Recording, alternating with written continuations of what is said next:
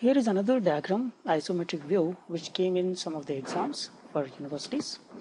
All the measurements have been given along with the isometric diagram, and there is an arrow here which indicates the front view.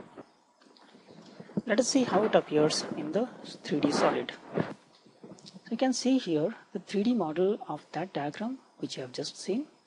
Let's rotate and see how it is actually modeled. Back side you can see there are flat surfaces here and here, and there are some inclined faces over here. Let us proceed to see how it appears in the different views.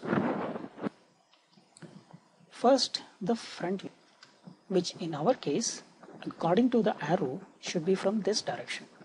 So this here is the front view. You can see here it's appearing like a square with equally divided faces. We must be careful here because these two faces over here are actually inclined, but when we view it from this direction, appear to be just squares. Let's come back to our view. Now let us proceed to see how it appears in the top view.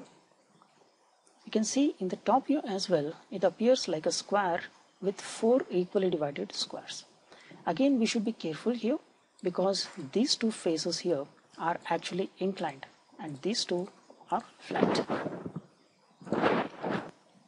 Finally, let us see the left side view.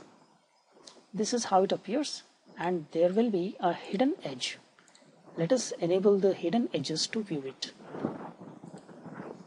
You can see here there is a line which is not visible from this direction and belongs to this particular face. So that needs to be drawn as a hidden edge. Now let us go to the drawing sheet and take a look at how it needs to be drawn. You can see here this is the top view. This over here is the front view, and here we have the right side view placed on the left. You can see there is a hidden edge over here. I have placed the link to access this particular file on the Onshape cloud. You just need to open the link using browser to access the solid as well as the drawing sheet. If you want more such videos, like our video and stay subscribed to our channel. Thank you.